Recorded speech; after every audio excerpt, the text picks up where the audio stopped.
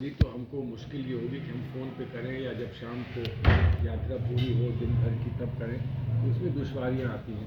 तो इसलिए इस वक्त ज़रूरत समझते हुए जो वक्त दिल्ली में देना पड़ता है उसके लिए वो यात्रा को छोटा कर देते हैं, स्थगित कर देते हैं, आ जाते हैं, काम करते हैं, फिर चले आते हैं यात्रा में। तो ये सब फिर दूसरा ये है कि वो बच्चों की पढ़ाई का सवाल है, इस वक्त एग्जामिनेशंस आ रहे हैं, तो वो आप सिर्फ खुद गर्ज होकर अपनी बात नहीं सोच सकते हैं, आपको पूरे माशरे के बारे में, समाज के बारे में भी सोचना है। तो ये सब चीज़ें हैं जो वक्त हमारे पास उस यात्रा में था, भारत जोड़ो यात्रा में था, तो लगातार चल के गए, पूरा वक्त दिया, लेकिन वो आज जो है वो हमारे लिए वैसा वक्त हमको मुहैया नहीं है। तो इसलिए जितना हो सकता है कर रहे हैं। अभी तो कहाँ मुंबई तक, महाराष्ट्र तक जाना है उनको, अभी कितने दूर अभी चलना है, और यहाँ सरगर्मी है इलेक्शन की।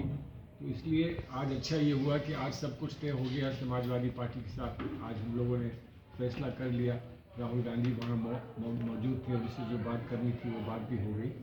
लेकिन कम से कम अब वो जो एक कैफियत ये थी कि होगा कि नहीं होगा, कल होगा, आएंगे वो नहीं आएंगे, टूट जाएगा, ये हो जाएगा, वो सब खत्म हो गई बात। तो इसलिए इन सब चीज़ों को भी अहमियत समय समय पर देनी पड़ती है।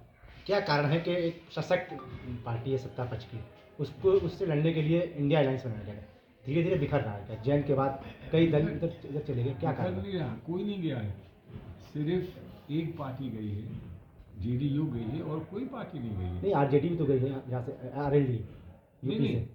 आरएलडी तो देखिए, आरएलडी का मसला समाजवादी से था ना, क्योंकि हम तो ये मानते थे, नहीं, गठबंधन का अलायंस था। नहीं, गठबंधन का अलायंस था, लेकिन इनके पीछे आया था। इसलिए जब भी पहली यात्रा हुई तो हमने उनसे पूछा कि आप यात्रा में आएंगे, तो उन्होंने कहा कि अगर अखिलेश आएंगे तो हम भी आएंगे, लेकिन मैं अपने कार्यकर्ता से कह दूंगा कि आप लोगों की खातिर करें, आपकी देखभाल करें जब आप बागपत से गुजरो या वैसे यूपी से। अच्छा, क्या मतलब गठबंधन बन पाएगा अखिलेश से? लगातार खबरें बनेगा, सपा से गठबंधन टूट रहा है। आपका काम आज 5 बजे प्रेस कॉन्फ्रेंस देखने का है, बनेगा बनेगा। कौन कह रहा है ये आपसे? वो कह रहा है आपसे कि जिसको गठबंधन में सीट नहीं मिल रही वो कह रहा है कि बनेगा। अच्छा, आपकी फरकाबाद सीट से समाजवादी पार्टी ने एक प्रत्याशी कर दिया है। अब जब गठबंधन होता है तो कुछ दे लेना भी होता है, कुछ देना भी होता है।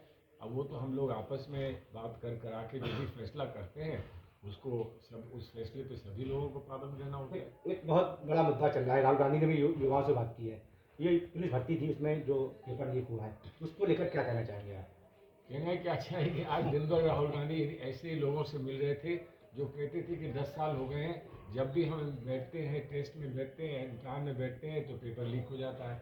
70,000 लोग हैं, 80,000 लोग हैं, क्या करें हम? कब तक इंतज़ार करेंगे? जब देखो तो पेपर लीक हो जाता है। कितनी दफ़ा पेपर लीक हुए हैं? क्या होता है उन लोगों का जो पेपर लीक करते हैं? क्यों नहीं इस पर काबू पा सकती है सरकार? ये बात समझ में नहीं आती।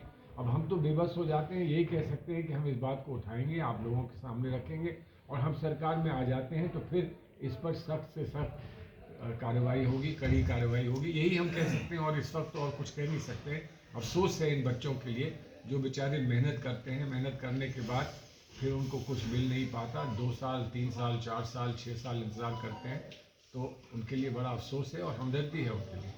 बीजेपी एक बहुत बड़ा मुद्दा बना रही है राम मंदिर को, इससे आपका अलायंस कैसे लड़ेगा? कैसे क्यों लड़ेंगे?